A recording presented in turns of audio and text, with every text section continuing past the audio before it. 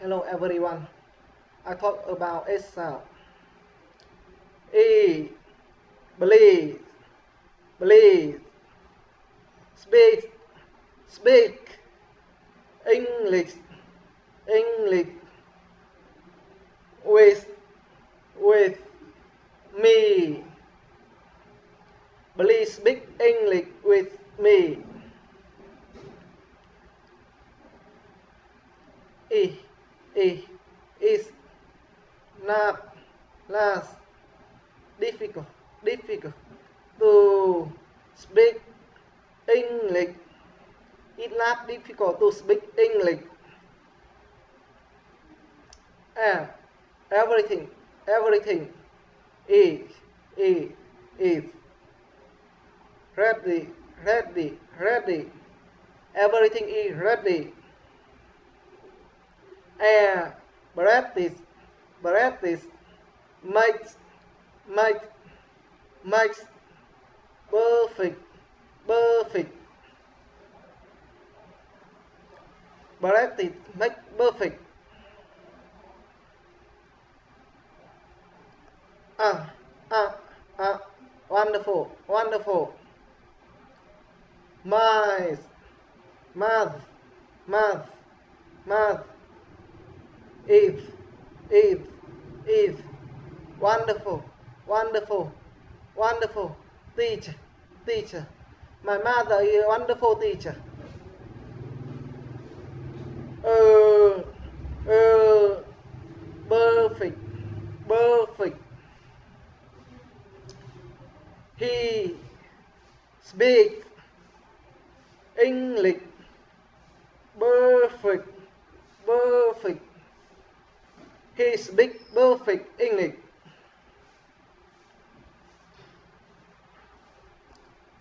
Uh, uh, remember, remember.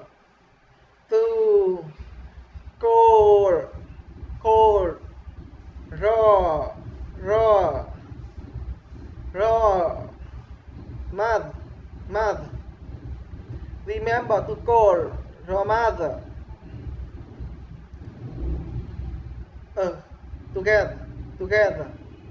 American and Vietnam should, should always, always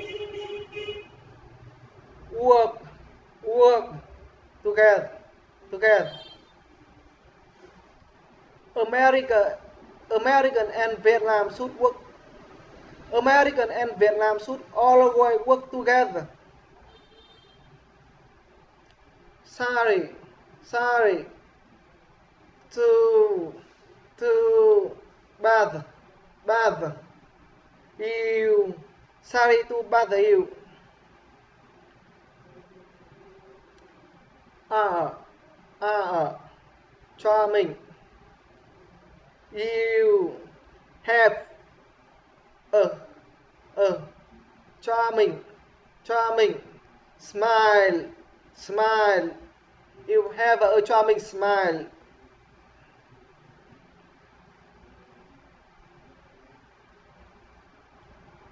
All, all, always, always. Say, say, believe, believe, and, and, thank you, thank you. Always say believe, and thank you. Always say believe, then thank you.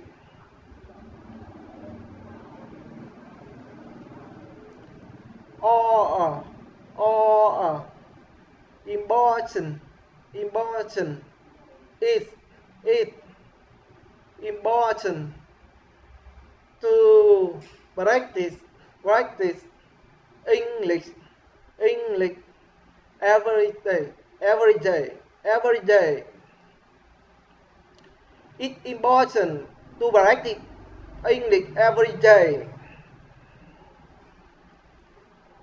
Oh, oh, should, should, should.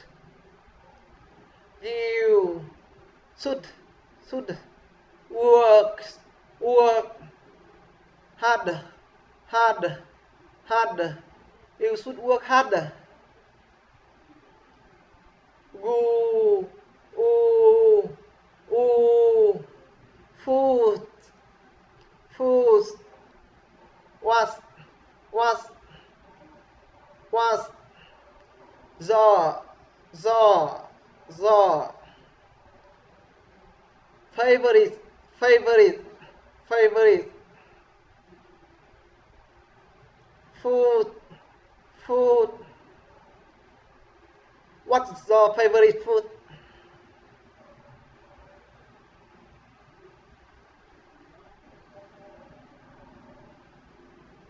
A, mistake, mistake, mistake. Don't, be, afraid, afraid. Up. Making mistake. Don't be afraid of making mistake.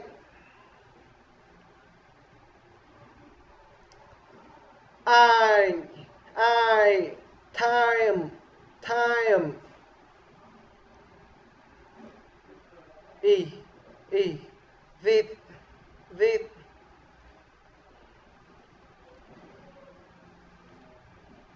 the,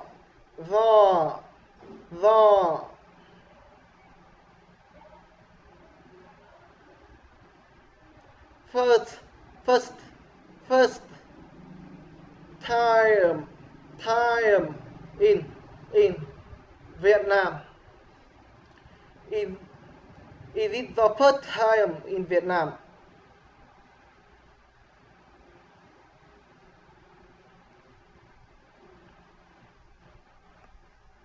I,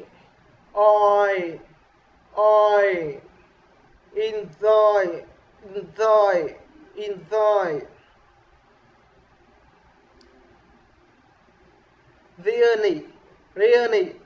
really,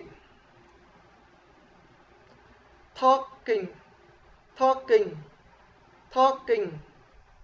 to you,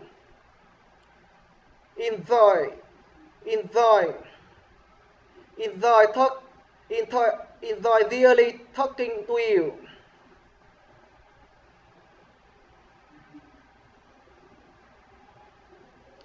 I really enjoy talking to you. Oh, hope, I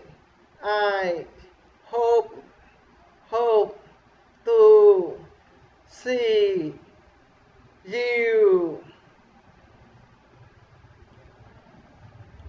I hope to see you again. Ow, outstanding,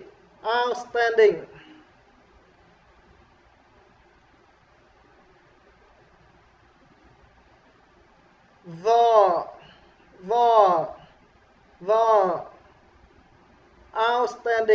outstanding, the outstanding.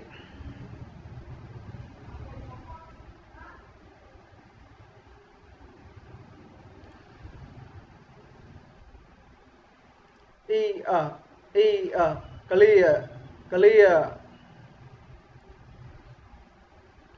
is, it is very, important, to have,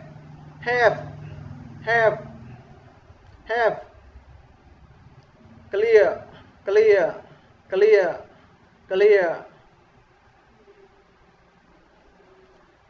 pronunciation. It's very important to have clear pronunciation.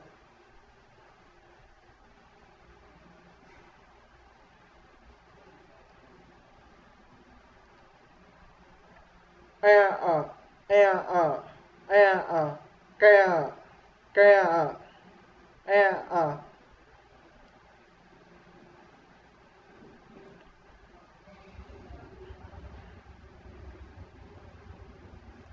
eyes,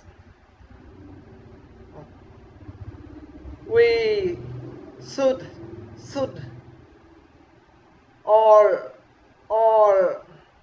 all care about the the the the the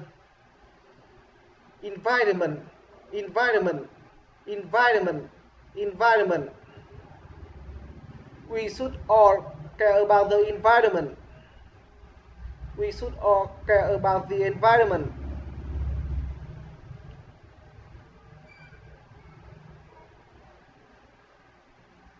Sure.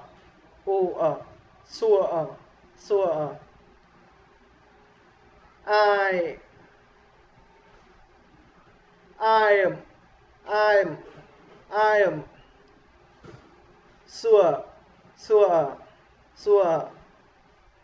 You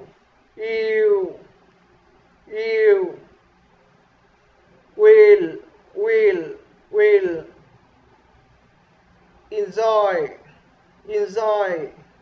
enjoy it.